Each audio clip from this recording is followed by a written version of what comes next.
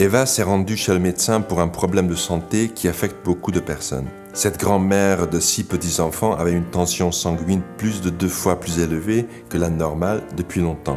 Outre l'hypertension, appelée aussi l'assassin silencieux, Eva souffrait du diabète de type 2. Je suis allée voir un médecin qui m'a demandé comment était ma tension d'habitude. J'ai répondu, haute.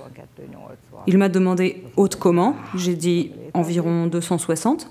Il a dit ça c'est pas possible. Il a commencé à me prendre la tension, mais à 240 il a enlevé le tensiomètre. Il a dit qu'il ne voulait pas voir une tension si haute.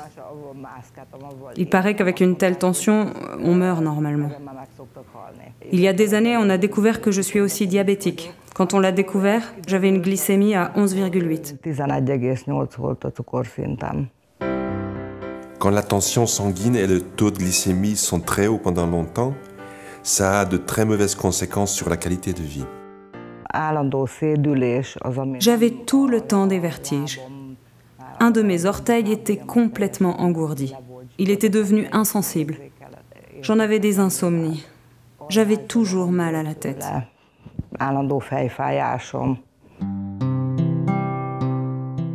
Les médecins ont essayé de maintenir une tension normale à coups de médicaments, ce qui a à peu près marché, mais sans apporter de solution durable. Heureusement, les médecins qui suivaient Eva n'étaient pas opposés aux thérapies alternatives. Ils l'ont encouragée dans cette voie. A C-peptid sprayről egy ismerősömön keresztül értesültem, és február óta használom. J'ai entendu parler de la peptide C par l'un de mes amis et j'en prends régulièrement depuis février.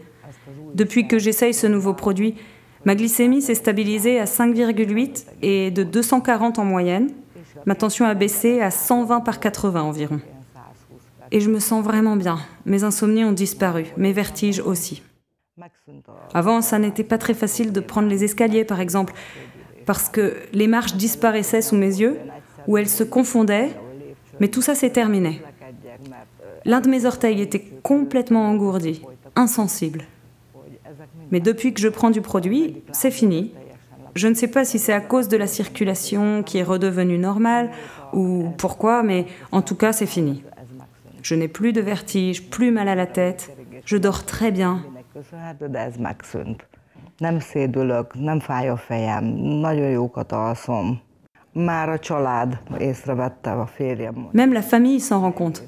Mon mari dit que c'est complètement différent. Plus de choses me viennent à l'esprit, je me souviens plus clairement des choses, j'ai plus d'énergie, je fais plus attention. Energikusabb vagyok, sokkal jobban odafigyelek dolgokra. La proinsuline peptide C peut augmenter l'activité du système nerveux parasympathique à travers le système nerveux central. Beaucoup de résultats d'expériences le prouvent, dont des expériences cliniques.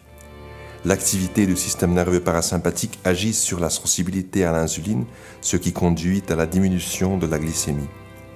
En plus, le système nerveux parasympathique agit sur la tension sanguine. C'est aussi un anti-inflammatoire et un calmant. Hát én nagyon örülök annak, hogy megismerkedtem ezzel a dologgal.